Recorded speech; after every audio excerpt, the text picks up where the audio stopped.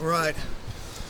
Back from spring break, first practice out there, guys get to wear pads today. It's fun to see guys suit up and go and fly to the ball. I thought there was really good energy at times today, but also felt like we were a team that came back from 2 weeks where we weren't really doing as much active work. So shows up, a lot of mistakes to correct. Right now, spring ball is not about scheme, right? It's about playing ball, playing fast, figuring out who can play. I think we still got to figure out who our players are.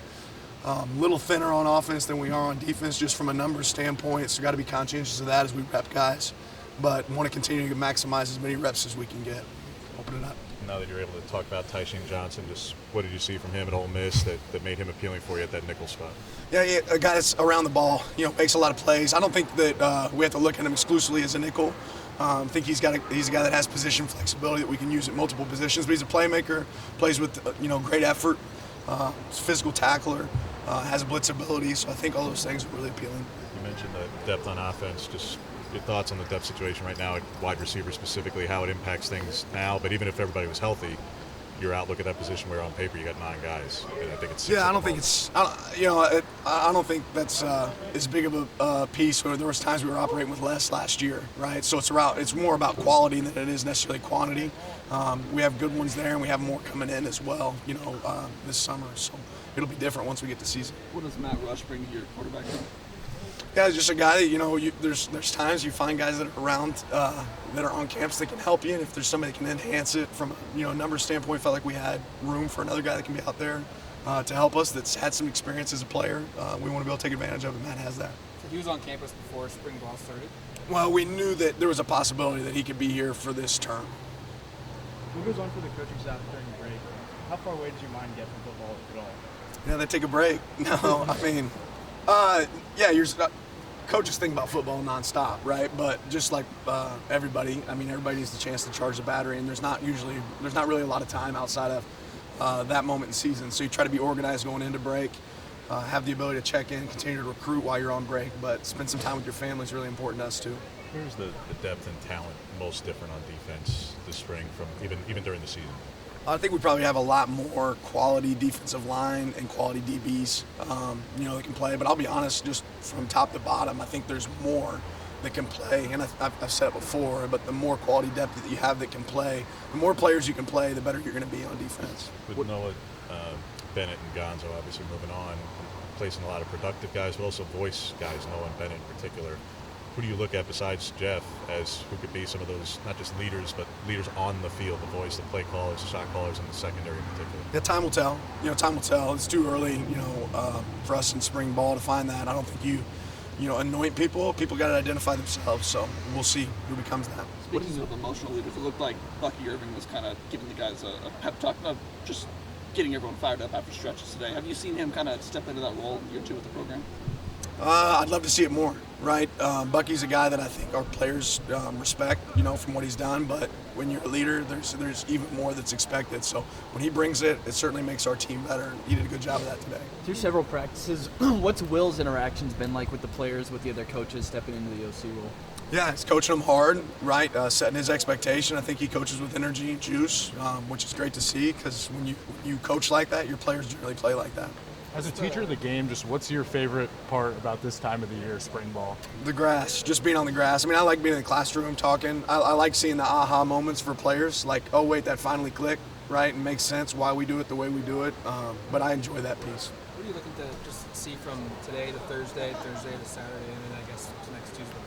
Yeah, consistent growth. I just told the players, like, when these guys get off the field, everyone's going to want to go watch film because they're eager, but first thing they're going to pull up are the plays that they did really well. Right, and the challenge is go focus on the plays you didn't do well. How do we fix those? Right, it's not about the highlights. Right, we can all put together a highlight. Right? It's about the lowlights and how do we eliminate those. So, looking for us not to make the same mistakes Thursday that we made today. When you and Tosh in particular went over stuff in the offseason, Dan, in terms of just last season, maybe why Havoc wasn't there as much, or third down wasn't as good. How much do you attribute it to, in part, there were 3 DCs here in 3 years and 4 and 5 years for some guys where it's just a lot of change. If that happened in the NFL, it would be hard. So, on one hand, you don't want to make excuses, but how much do you attribute to some of the growing pains to that is change in systems, change in terminology a lot for guys? Yeah, I wouldn't. Like you said, I'm not big on excuses. So that'd be an excuse to me. I'm not big on excuses. We'll play better. I think we will. You mentioned being on the grass. You committed to trying to be outdoors as much as you possibly can when you're practicing? Absolutely, especially on beautiful days like today. What's been your impression of Tez so far through 3 practices? You know, he's got speed. I think that shows up. He has the ability to get in and out of breaks, can really create separation with that speed. Obviously, he's a little bit lighter, so we got to get him to continue to bulk up and gain weight for him to be a consistent player, because if you take a couple hits at that size, you're not going to be able to be as productive. Where's the growth that you want to see just over all of spring with Bo, from year 1 to year 2 for him?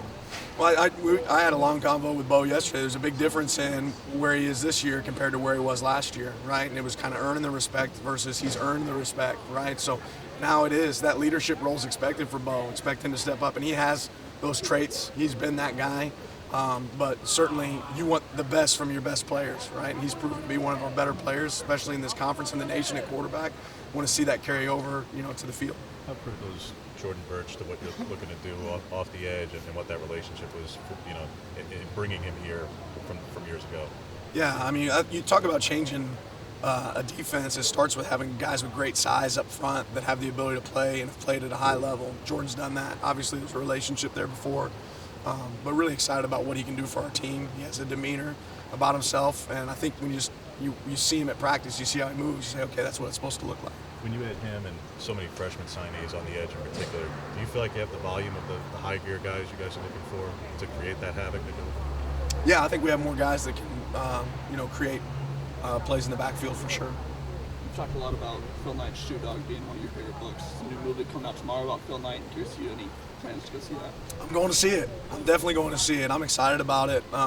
It'll be, I know it's a movie and it's not, strictly true fact, but obviously where we're at the University of Oregon wouldn't exist without Phil and Penny Knight. And, I think the story, everybody sees the baby, not everybody sees the labor pains, like how they got to where they're at today. I'm excited to see that story and what it looks like. When you're replacing so many guys on O-line, Alex in particular, Dan, there's no other center in the country calling audibles, and the volume of experience that he had. So when you're making a change there, that's coming.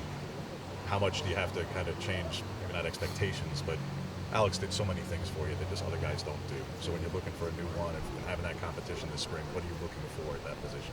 Yeah, ultimately, you let your players do what they're able to do, right? And you don't limit what their abilities are, right? So Alex had grown over time to a guy that could make those calls, could make changes, identify things.